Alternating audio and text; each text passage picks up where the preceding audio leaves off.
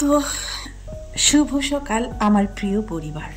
এতদিনে কোনো ভিডিও আসেনি, আর গত এক সপ্তাহ ধরে আমি কি বলতো তোমাদের সামনে আসতেই পারিনি, কোনো ভ্লগও দেয়নি, কোনো অ্যাক্টিভিটি নেই।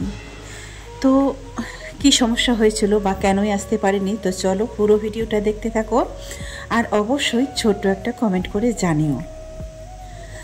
আসলে এই কটা দিনে আমার হয়েছে কি বলতো, যে এখানে অনেক দিন তো ভিডিও করে দেখলাম, সোশ্যাল মিডিয়াতে তো অনেক দিন যাবত আছি, তো হয়তো তোমরা আমাকে ভালোবাসো না, নয়তো আমার ভিডিও ভালো লাগে না, হয়তো আরও অন্যান্য কিছু।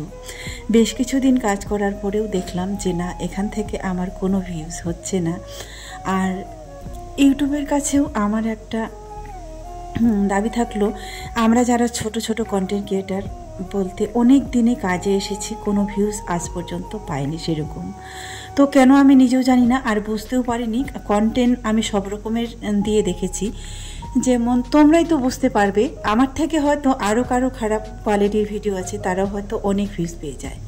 তবে হ্যাঁ, একটা কথা, আমি সোশ্যাল মিডিয়াতে ইউটিউবে এসে অশ্লীল কোনো কিছু দেখাতে পারিনি, কিংবা সোশ্যাল মিডিয়াতে সামনে এসে কোনোদিনও কান্নাকাটি করতে পারিনি, মিথ্যা অভিনয় করতে পারিনি, মিথ্যা কোনো কথা হয়তো বলতে পারিনি। তো কোনো মিথ্যে অভিনয়, অ্যাক্টিং, নাটক কোনো কিছুই করতে পারিনি। যা বলি সত্যি কথাই বলি সব সময়, আর এটা অনেকবার বলেছি, যেটা বলার নয় সেটাও বলিনি। তো এই জন্যে হয়তো আমি এখানে হয়তো উঁচুতে উঠতে পারিনি, আমার এটাই মনে হলো। তো ভাবছি ইউটিউব একেবারেই ছেড়ে দিব। তারপরে বেশ কিছুদিন হয়ে গেল, কোনো ব্লগ আসেনি। কি হয়েছে আমাদের, আমরা কোথায় আছি, কি করছি? তো চলো।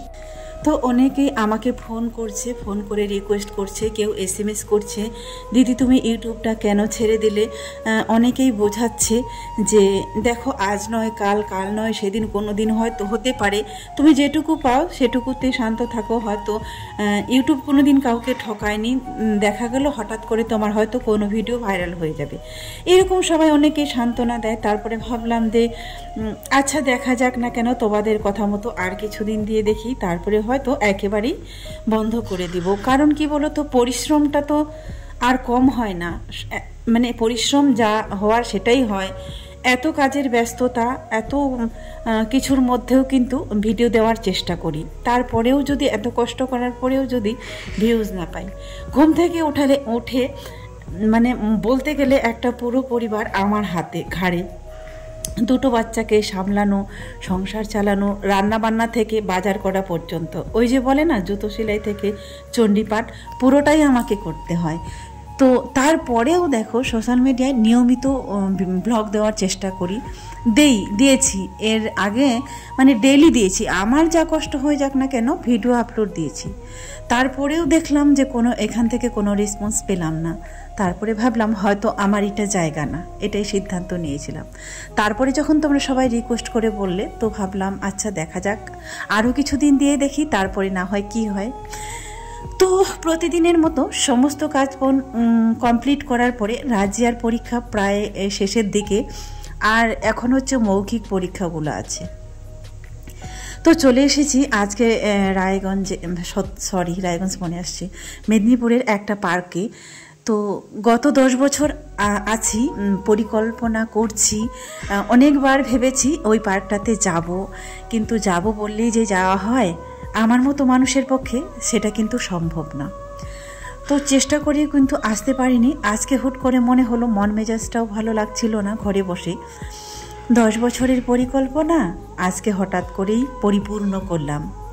তো ভাবলাম চলো আজকে ফাইনালি রাজিয়াকে নিয়ে চলেই যাই, যা হয় হবে, মনটাও একটু ভালো লাগবে ঘুরে ফিরে আসলে। আর যাই হোক, তোমাদের সামনে একটু ভিডিওটা দিতেও পারবো, তোমাদের কেমন লাগবে জানি না। তো এখানে এই যে এই পার্কটাতে যেহেতু কোনোদিনও আসিনি, তো এখানে হচ্ছে তোমার কি বলতো, স্পিড বোর্ড আছে, কটা জানি না, এই তো 6টা না 4টা এখানে দেখতে পাচ্ছি, 2টো আরও চালাচ্ছে। তো এটা দেখার পরে রাজিয়া যেহেতু এগুলোতে উঠেনি কোনো দিন, আর ওকে ওকে বলতে কি দুজনকেই আমি সেরকম কোথাও মানে ঘোরাতে নিয়ে যেতে পারিনি। আজকে যেহেতু এসেছি ও বায়না করলো, তো ভাবলাম চলো ওকে একটু উঠাই।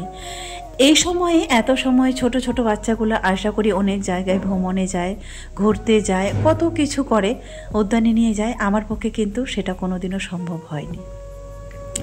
তারপরে আমি বললাম এটা তো আমি আবার চালাতে পারি না, কিভাবে নিয়ে যাব। তো ও বলল যে মা আমি পারবো চালাতে। তারপরে দাদাটাও বুঝতে পারলো যে এখানে যে দায়িত্বে আছে, বলল যে আমাদেরকে দেখে বুঝতে পারলো আসলে এরা সত্যি মনে হয় কোনোদিনও উঠেনি।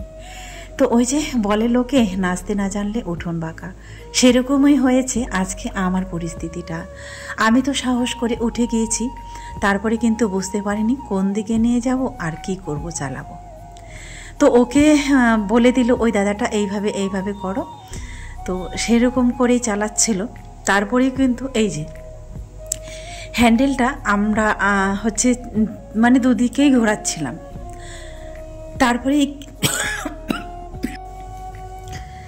তারপরে ওইখানে যে আরও একজন যে ছিল, তো সেই ভাইটা বলে দিল যে হ্যান্ডেলটা তুমি যদি ডান দিকে ঘোরাতে চাও তাহলে বাঁ দিকে থাকবে, যদি বাঁ দিকে যেতে চাও তাহলে ডান দিকে থাকবে।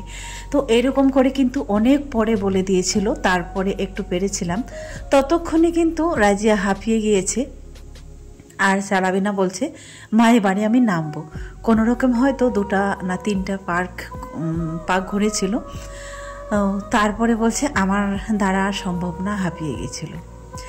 দেখতে কিন্তু বেশ ভালোই লাগছিল, যেহেতু সন্ধ্যা সন্ধ্যা হয়ে এলো। আমার ক্যামেরা অতটা খুব একটা ভালো না যে ভালো কোয়ালিটি ফুল ভিডিও হবে।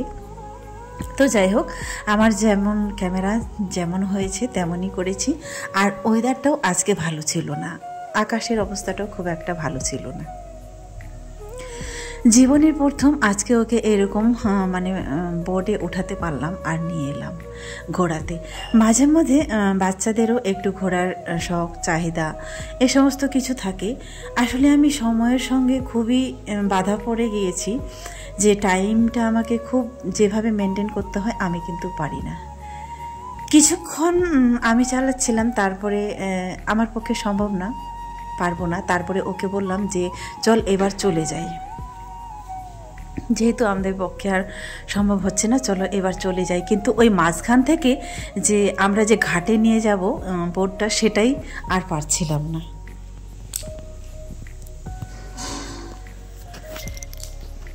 তো বাচ্চাদের মাঝে মাঝে ঘোরাতে নিয়ে গেলে ওদেরও একটু মানসিক বিকাশ ঘটে, কিন্তু সেগুলো তো আমার পক্ষে সম্ভব না। আর দেখো পার্কে ঢুকলে হয়তো 20 টাকা করে লাগবে।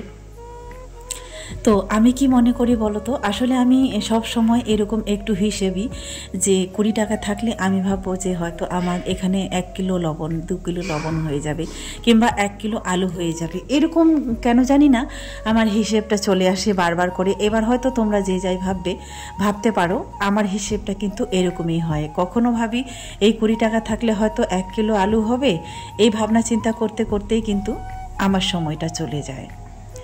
তো যাই হোক, যেহেতু বাচ্চাগুলারও তো একটা মন বলে কিছু আছে, তাই না? তারপরে ভাবলাম ওদের যে বয়সটা, এটা পেরিয়ে গেলে ওরা একটা সময় একটা বয়সে গিয়ে যখন পৌঁছাবে, তাদের হয়তো মনে কখনো এরকম ফিল হবে যে মা বাবার সঙ্গে এইভাবে আমাদের কখনো ঘোরা হয়নি।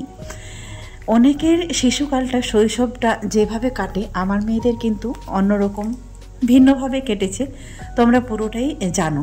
তো প্রত্যেকটা শিশু এটা আশা করে প্রতিটা বাবা মায়ের কাছে, যেটা আমার পক্ষে সম্ভব ছিল না। যতটুকু পেরেছি ততটুকু দিয়েছি, তার ঊর্ধ্বে আর দিতে পারিনি। তো চলো এবার হচ্ছে নেমে পড়েছি। তারপরে ভাবলাম ওই দিকটা যাক। তবে এই যে বললাম বেলা শেষের দিকে এসেছিলাম 5টার দিকে, তারপরে যেন পুরোটা যেন ঘোরাই হলো না, সময়টা খুব কম, সেরকমভাবে ছবিও তোলা হলো না আর ঘোরাও হলো না। তাই পুরোটা তোমাদের ঘুরিয়ে দেখাতে পারলাম না। যদি কোনো দিনও সময় হয় তাহলে আবার চেষ্টা করব কোনো একদিন আসার জন্য। বোর্ডা থেকে নামার পরে ও একদম পুরো, ওর মানে কোনো এনার্জি নাই, এত ঘেমে গিয়েছে আর বলছে আমার মাথাটা ঘোরাচ্ছে। তাই ওকে আর এখন কোনো কথাই বলা যাবে না, ও ওর মতো করে ঘুরছে। তারপরে এখানে এসে হচ্ছে বলতে আমাদের যে ইনস্টাগ্রামে সিমরানরা আছে তাদের দেখতে পেল, বলছিল যে ওদের সঙ্গে একটু সেলফি তুলবো, কথা বলবো, কিন্তু সেটাই ওর আর এনার্জি নেই। তো চলো আজকের মতো শেষ করছি। সবাই ভালো থাকবেন, সুস্থ থাকবেন।